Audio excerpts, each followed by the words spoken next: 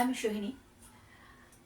Reasoning বলো, comparative এক্সামসে maths বলো, English বলো, বাংলা বলো, যে চারটে সাবজেক্টই থাকুক না কেন, তার মধ্যে রিজনিং আর ম্যাথসে প্রচুর হার্ড ওয়ার্ক করতে হবে।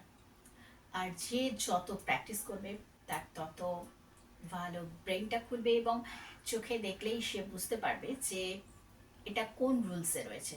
সেই জন্য practice, hard practice, hard practice সারাদিন।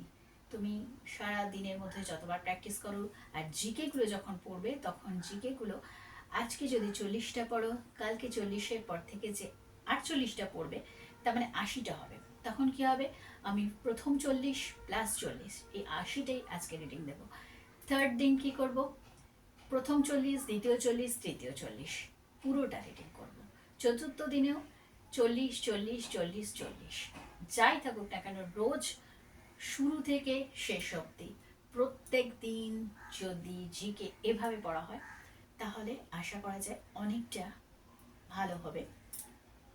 ঠিক সেভাবেই মিসিং নাম্বার বলো আর যে কোনো লেসন বলো, প্রত্যেকটা লেসনকে প্রচুর প্রচুর প্রচুরভাবে প্র্যাকটিস করতে হবে।